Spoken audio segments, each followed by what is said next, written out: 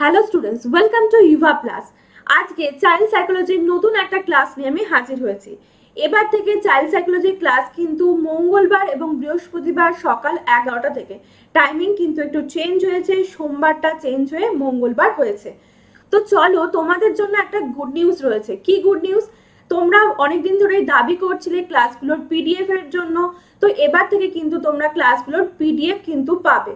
আমাদের ওয়েবসাইটের কাজ চলছিল বলে আমরা পিডিএফ গুলো প্রোভাইড করতে পারছিলাম না। আমাদের ওয়েবসাইটের কাজ কিন্তু কমপ্লিট হয়ে গেছে। তো আমাদের ওয়েবসাইট হচ্ছে yuvaplus.in, yuvaplus.in। তো চলো, কি করে আমরা পিডিএফটা ডাউনলোড করব সেটা একবার দেখে নিই। গুগলে গিয়ে প্রথমে আমরা অ্যাড্রেস বারে গিয়ে কি টাইপ করব আমাদের যে ওয়েবসাইটের নাম yuvaplus.in। চলে গেল আমাদের ওয়েবসাইট। এটা এই যে আমাদের ওয়েবসাইটটা রেডি হয়ে গেছে। এবার তোমরা একদম ফার্স্টে চলে যাও। এখানে দেখো লেখা রয়েছে ফ্রি ক্লাস। সো ফ্রি ক্লাসে ক্লিক করলে তোমরা পাবে, দেখো competitive examination, school education, school service, এগুলো পাবে।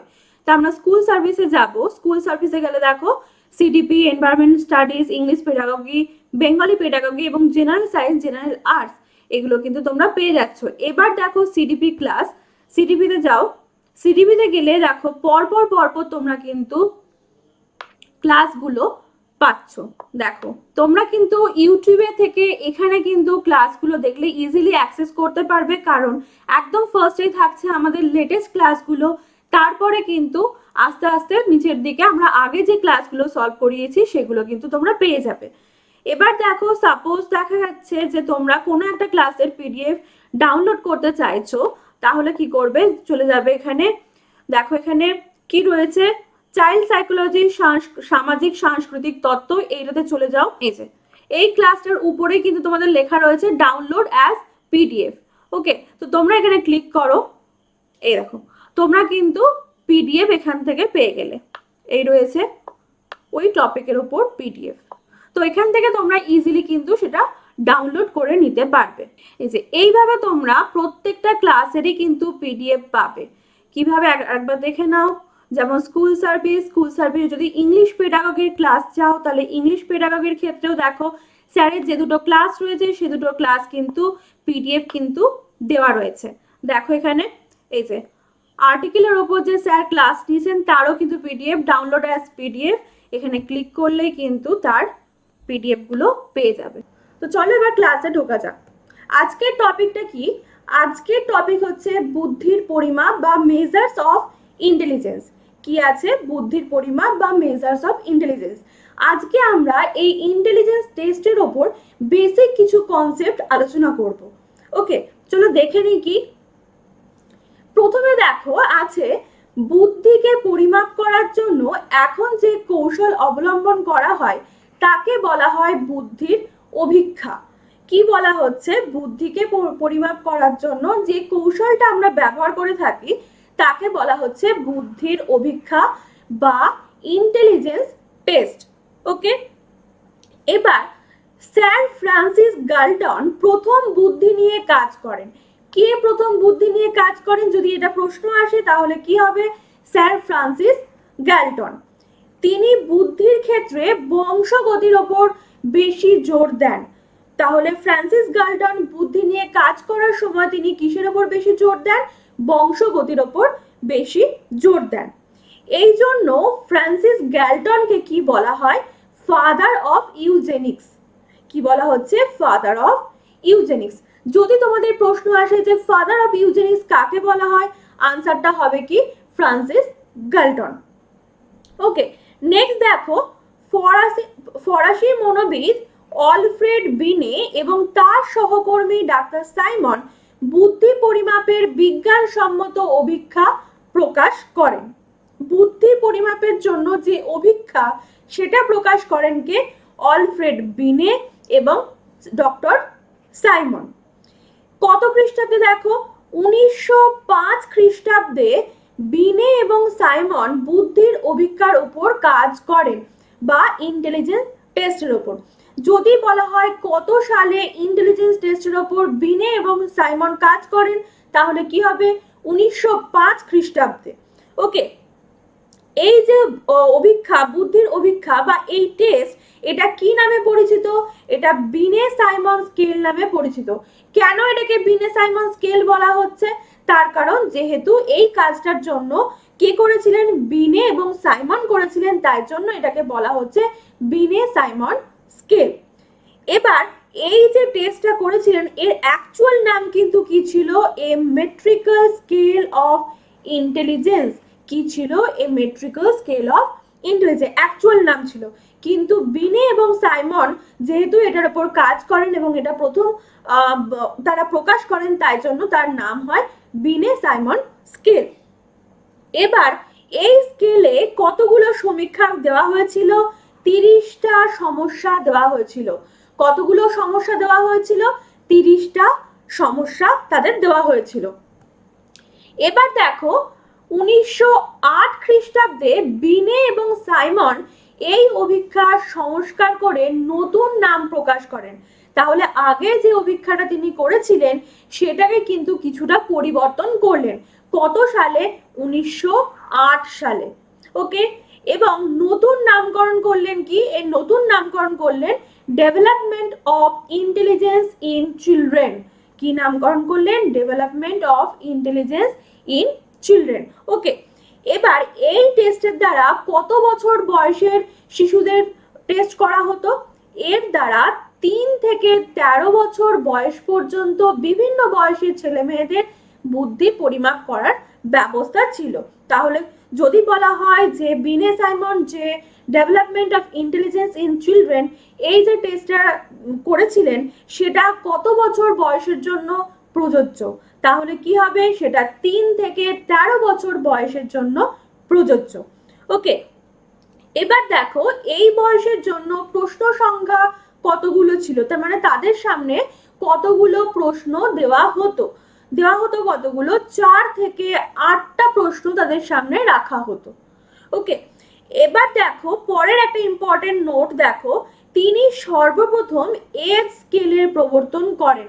তাহলে এখানে যদি একটা এমসিকিউ আসে তোমাদের যে এজ স্কেলের প্রবর্তন কে করেন, তাহলে কিন্তু আনসার হবে বিনে এবং সাইমন। ওকে, নেক্সট দেখো মানসিক বয়সের ধারণা দেন বিনে সাইমন। তাহলে মানসিক বয়সের যে ধারণা সেটাও কিন্তু কে দিলেন? প্রথম দিলেন হচ্ছে বিনে এবং সাইমন। যদি কোনো সময় দেখা গেল অপশনে বিনে আছে তাহলে শুধু বিনে লিখবে, যদি দেখা যায় বিনে সাইমন আছে তাহলে বিনে সাইমন হবে, যদি বিনে না থাকে শুধু সাইমন থাকে তাহলে শুধু সাইমন লিখবে। এবার দেখো যে পরের পয়েন্টে রয়েছে অলফ্রেড বিনে ফাদার অফ ইন্টেলিজেন্স টেস্টিং নামে পরিচিত। তাহলে কাকে ফাদার অফ ইন্টেলিজেন্স টেস্টিং বলা হয়? অলফ্রেড বিনে। যখনই দেখবে টেস্ট বা টেস্টিং কথাটা লেখা থাকবে তখন আনসারটা কিন্তু অলফ্রেড বিনে হবে।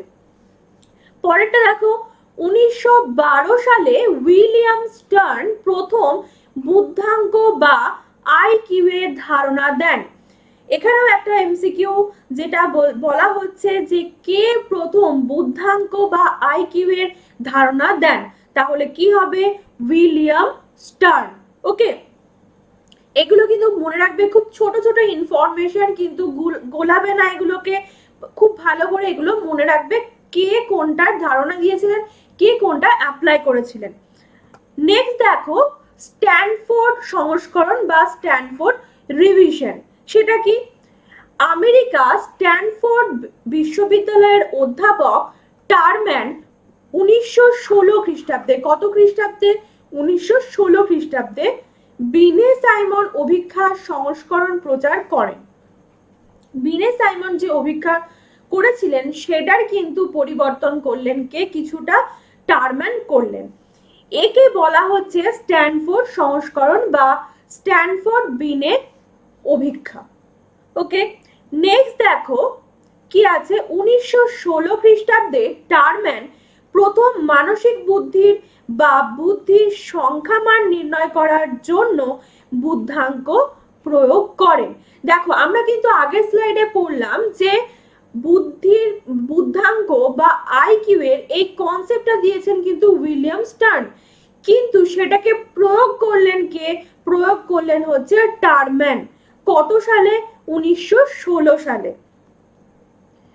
নেক্সট দেখো বুদ্ধাঙ্ক কি? এই বুদ্ধাঙ্ক কিন্তু ভীষণ ভীষণ ইম্পর্টেন্ট, এখান থেকে কিন্তু প্রচুর প্রশ্ন তোমরা পাবে। কি আছে? বুদ্ধাঙ্ক বলতে সাধারণ বয়স এবং মানসিক বয়সের অনুপাতকে বোঝায়।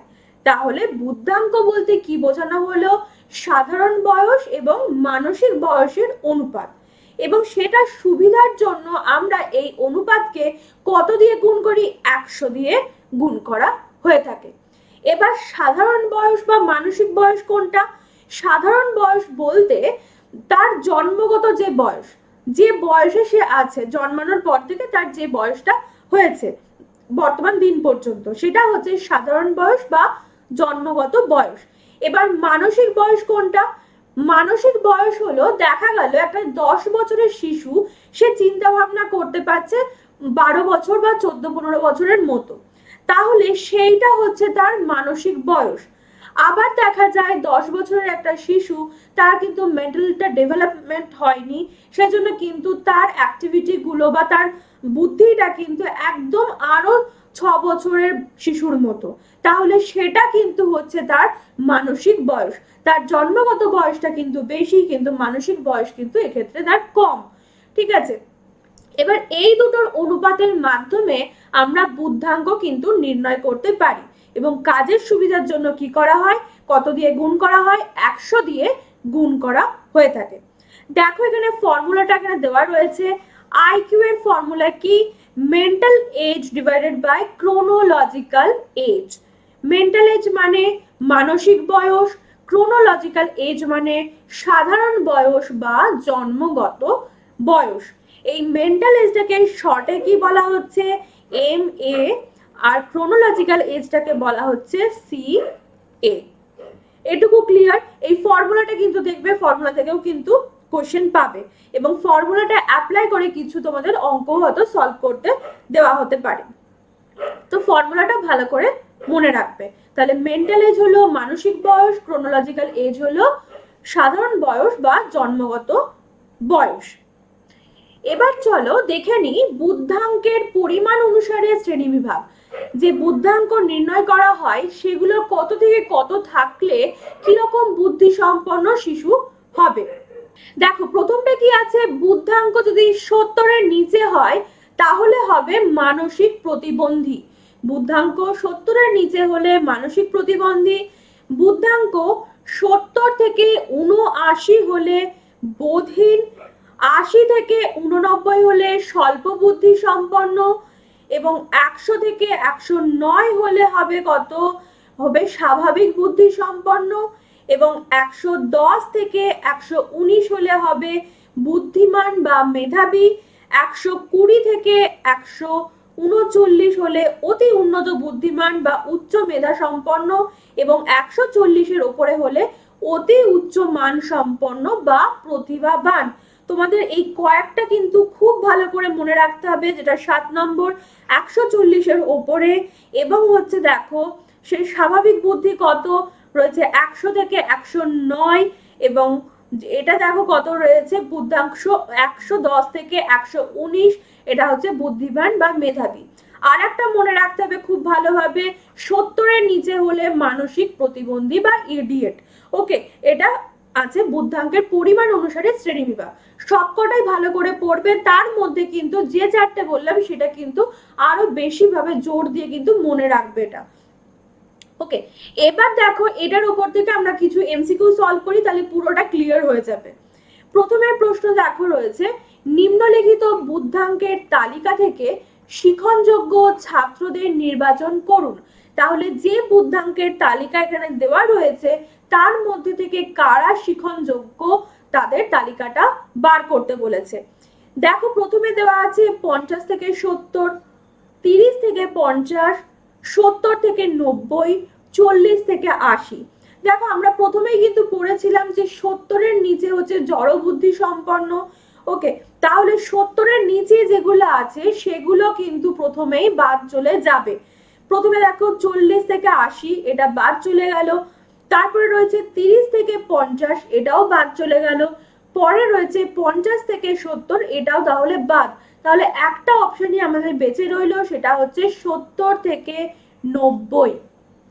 তাহলে 70 থেকে 90 যে বুদ্ধাঙ্ক, সেই বুদ্ধাঙ্কে থাকলে ছাত্ররা কিন্তু শিখনযোগ্য হবে। অপশন সি হবে সঠিক উত্তর। নেক্সট চলে আসি, কে প্রথম মানসিক বয়সের কথা উল্লেখ করেন? মানসিক বয়স বা মেন্টাল এজের কথা প্রথম কে উল্লেখ করেন? অলফ্রেড বিনে, টারম্যান, উইলিয়াম স্ট্যান, গ্যালটন। কে করেন? অলফ্রেড বিনে, অপশন এ। নেক্সট, সিএ বলতে কি বোঝানো হয়ে থাকে? সিএ আমরা কিছুক্ষণ আগেই যে ফর্মুলাটা দেখলাম বুদ্ধাঙ্ক, সেখানে ছিল ক্রোনোলজিক্যাল এজ। তাহলে সিএ মানে হচ্ছে ক্রোনোলজিক্যাল এজ বা জন্মগত বয়স বা সাধারণ বয়স, অপশন এ। নেক্সট, যে শিশুর বয়স 10 এবং মানসিক পরিণতি 8 বছর, তার বুদ্ধাঙ্ক কত হবে? তাহলে এটা কিন্তু তোমাদের ক্যালকুলেট করতে হবে যে ফর্মুলা আইকিউ এর, সেই ফর্মুলা দিয়ে। তাহলে এখানে বললো, দেখো মানসিক বয়স কত বললো, মানসিক বয়স বলছে 8 বছর এবং শিশুর জন্মগত বয়স কিন্তু বলছে 10 বছর। তাহলে আমরা যে বুদ্ধাঙ্কের ফর্মুলা, সেই ফর্মুলায় ফেলে একবার দেখে নিই কত হবে অ্যান্সার, তোমরাও সলভ করতে থাকো। তাহলে আইকিউ এর যে ফর্মুলা ছিল, সেখানে কি ছিল? প্রথমে ছিল mental age divided by chronological age into 100। এবার তাহলে মেন্টাল এজ কত রয়েছে? 8 বছর, 8 লিখলাম আমরা এখানে। ক্রোনোলজিক্যাল এজ কত? শিশুর জন্মগত বয়স হচ্ছে 10 বছর, তাকে কত দিয়ে আমরা গুণ করব? 100 দিয়ে। তাহলে দেখো এটা কাটাকুটি করলে আমাদের কত থাকছে? কত হচ্ছে? 80। তাহলে বুদ্ধাঙ্ক কত হবে? বুদ্ধাঙ্ক হবে 80, অপশন এ। নেক্সট চলো দেখে নি, অভিক্ষা বলতে কি বোঝায়? অভিক্ষা বলতে আমরা কোনটাকে বোঝাচ্ছি? প্রথম অপশন কি আছে? নানা ধরনের পরীক্ষার মাধ্যমে যাচাই করা, বিভিন্ন বিষয়ের সঙ্গে পরিচিত হওয়া, বস্তুতান্ত্রিক ব্যবস্থাপনা, কোনোটিই নয়। অভিক্ষা মানে আমরাই কিন্তু প্রথমে পড়লাম যে অভিক্ষা মানে পরীক্ষার মাধ্যমে যাচাই করা, অর্থাৎ তাদের টেস্ট করা। তাহলে প্রথম অপশনটা আমাদের সঠিক উত্তর হবে, নানা ধরনের পরীক্ষার মাধ্যমে যাচাই করা। নেক্সট, এমএ বলতে কি বোঝানো হয়েছে? এমএ বলতে এখানে কিন্তু চাইল্ড সাইকোলজি কি বোঝানো হয়েছে? Mental age. বুদ্ধাঙ্কের ফর্মুলার মধ্যে আমরা পড়লাম মেন্টাল এজ, সেটা কিন্তু বোঝানো হয়েছে এমএ দ্বারা। তাহলে অপশনের মধ্যে দেখো আছে শারীরিক পরিণতির বয়স, দৈহিক পরিণতির বয়স, মানসিক পরিণতির বয়স, উপরে সবগুলি। তাহলে কোনটা হবে? মেন্টাল এজ বলতে মানসিক পরিণতির বয়সকে বোঝানো হয়ে থাকে, এটা হবে সঠিক উত্তর, অপশন সি। আইকিউ মাপতে গেলে কোন ফর্মুলাটি ব্যবহার করা হয়ে থাকে? এখানে ফর্মুলাগুলো দেওয়া আছে, দেখো আইকিউ মাপতে গেলে কোন ফর্মুলাটা ব্যবহার করা হয়? MA divided by CA into 100, MA divided by CA into 50, MA divided by CA into 20 and এটা 200 দিয়ে মাল্টিপ্লাই। তা আমরা কিন্তু প্রথমে দেখলাম যে আমাদের কাজের সুবিধার জন্য আমরা কত দিয়ে মাল্টিপ্লাই করতে পারি, গুণ করি কত দিয়ে? 100 দিয়ে আমরা কিন্তু গুণ করি। তবে কোন অপশনে দেখো রয়েছে 100? 100 রয়েছে ফার্স্ট অপশন, অপশন এ। তাহলে এটা সঠিক। পরের প্রশ্নতে যাই, কাকে ফাদার অফ ইন্টেলিজেন্স টেস্টিং বলা হয়ে থাকে? দেখো টেস্টিং এর কথা বলা হয়েছে বা টেস্টের কথা বলা হয়েছে, তাহলে ফাদার অফ ইন্টেলিজেন্স টেস্ট বলা হয় কাকে? অলফ্রেড বিনে, অপশন এ। নেক্সট, আইকিউ এর ধারণাটি কে দেন? আইকিউ এর ধারণাটি কে দেন? William Stern, Sternberg, Terman, Simon.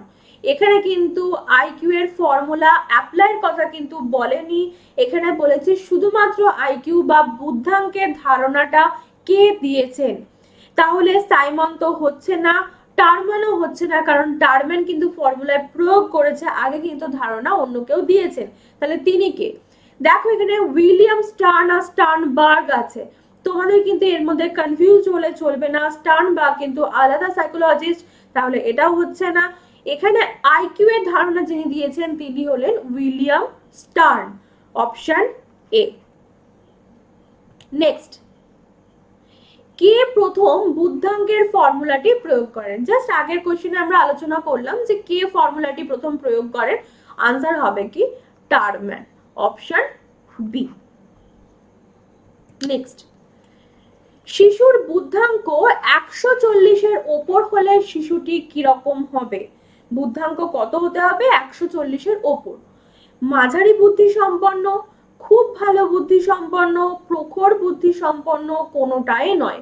আমরা কিন্তু পড়েছি 140-এর ওপর মানেই হচ্ছে প্রতিভাবান, প্রতিভাবান মানেই প্রখর বুদ্ধি সম্পন্ন শিশু, অপশন সি। আইকিউ যদি 140-এর ওপর থাকে তাহলে শিশুটি হবে প্রখর বুদ্ধি সম্পন্ন। নেক্সট, একটি 16 বছরের শিশুর আইকিউ স্কোর 75, সরি কত? 75। তার মানসিক বয়স কত? তাহলে শিশুর বয়স বললো কিন্তু 16 বছর, আইকিউ এর স্কোর বললো 75, 75, তাহলে মানসিক বয়স কত?